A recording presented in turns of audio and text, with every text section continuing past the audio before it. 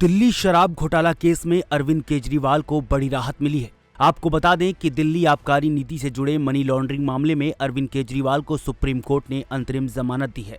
साथ ही supreme court ने इस मामले को 3 जजों वाली बेंच को भेज दिया है। आपको बता दें कि ईडी ने मनी लॉन्ड्रिंग केस में 21 मार्च को अरविंद केजरीवाल को गिरफ्तार किया था, जिसे लेकर अरविंद केजरीवाल ने ईडी की गिरफ्तारी को चुनौती दी थी। फिलहाल केजरीवाल अभी जेल से बाहर नहीं आ पाएंगे। वो फिलहाल सीबीआई की कस्टडी में हैं, लेकिन उन्हें जमानत ईडी केस में मिली है। ऐसे में अभी वो जेल में ही रहेंगे, क्योंकि सुप्रीम कोर्ट ने ईडी के मामलों में उन्हें अंतरिम जमानत दी है। सीबीआई में केस जारी है।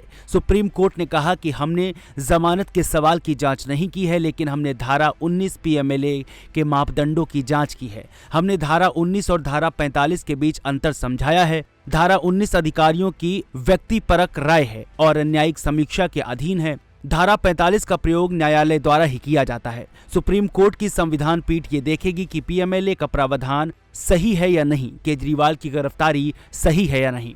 सुप्रीम कोर्ट ने कहा कि अरविंद केजरीवाल 90 दिनों से जेल में हैं। हम निर्देश देते हैं कि केजरीवाल को अंतरिम जमानत पर रिहा किया जाएगा। वो एक निर्वाचित नेता हैं और ये उन पर निर्भर है कि वो इस पद पर बने रहना चाहते हैं या नहीं। शीर्ष अदालत के बाद में इस मामले को बड़ी बेंच के पास ट्रांसफर कर दिया। अब इस मामले की सुनवाई 5 जजों की बेंच करेगी। बड़ी बेंच की सुनवाई तक उन्हें अंतरिम जमानत मिली है।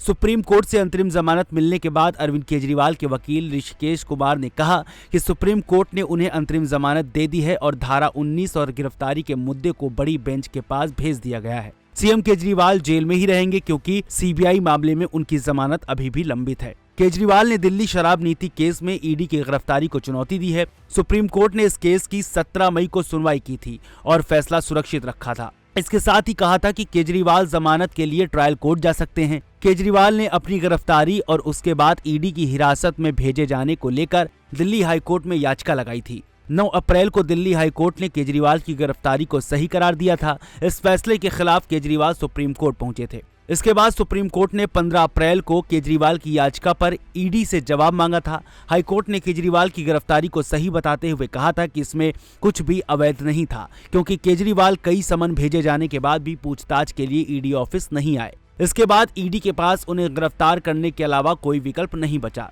इस बीच 3 दिन पहले ईडी ने दिल्ली के राउज एवेन्यू कोर्ट में 7वीं सप्लीमेंट्री चार्जशीट पेश की, जिसमें अरविंद केजरीवाल को केस का मुख्य आरोपी बताया गया। ईडी ने चार्जशीट में कहा कि केजरीवाल ने 2022 में हुए गोवा चुनाव में आम आदमी पार्टी के चुनाव अभियान में ये पैसा खर्च किया।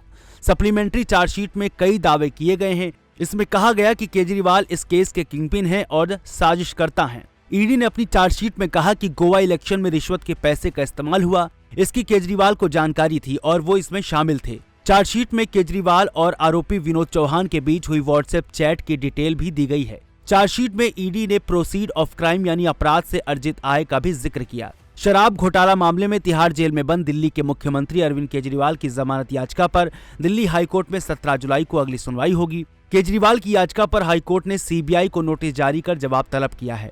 सुनवाई के दौरान हाईकोर्ट ने केजरीवाल के वकीलों से कहा था कि जब आपके पास ऑप्शन था तब हाईकोर्ट का रुख क्यों किया, आपने ट्रायल कोर्ट में जमानत याचिका क्यों नहीं डाली।